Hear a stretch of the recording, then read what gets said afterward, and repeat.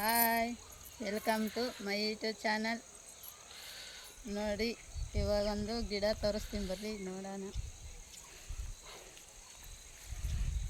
ನೋಡಿ, ಈ ಗಿಡ ಏನು ಸೂಪರಾಗಿ ಕಲ್ಲೆ ಆಗೈತೆ ಎಲ್ಲನ. ಈ ಗಿಡನ ಹೋದ ವರ್ಷ ಹೂವನೇ ಬರಲಿಲ್ಲ. 2 ಸಲ ಗೊಬ್ಬರ ಹಾಕಿವಿ, ದನ ಗೊಬ್ಬರ.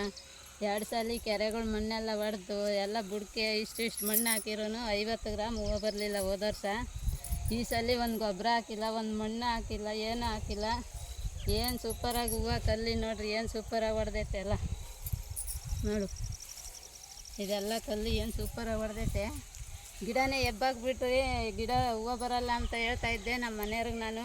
ಇದೊಂದು ತಡ ನೋಡಂತಾಡಿ ಬರ್ತವೇನ, ಈ ತಡ ನೋಡಿ ಬರ್ದಿದ್ರೆ ಎಬ್ಬಾಕನಿ ಅಂತಂದೇಳಿ ಬಿಟ್ಕೊಂಡ್ರು. ಬಿಟ್ಕೊಂಡು ಇವತ್ತು 1.5 kg ಹೂವು ಬರ್ತಾವೆ ನಮ್ಮವು. ನೋಡ್ರಿ, ಇವೆಲ್ಲ ಏನು ಕಲ್ಲಿ ಹಾಕೈತೆ ಎಲ್ಲ ಸಿಗರು ಎಲ್ಲ. ಇವೆಲ್ಲ ಕಲ್ಲಿ ಹಾಕಿ ಚೆನ್ನಾಗಿ ಹೂವು ಬರ್ತಾ ಇರೋಕ್ಕೆ ನೋಡಿ ಸ್ನೇಹಿತರೆ. ಇವತ್ತು 1.5 kg ಹೂವು ಹಾಕ್ತವೆ. ಅದಕ್ಕೆ ಆತ್ರ ಬಿದ್ದು ಎಬ್ಬಾಕಿದ್ರೆ ಅನ್ಯಾಯವಾಗಿ ದುಡ್ಡು ಕಳ್ಕೊಂತಿದ್ವಿ.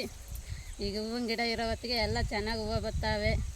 ವಿಡಿಯೋ ಚೆನ್ನಾಗಿದ್ದರೆ ಲೈಕ್ ಮಾಡಿರಿ, ಶೇರ್ ಮಾಡಿರಿ. ಬಾಯ್.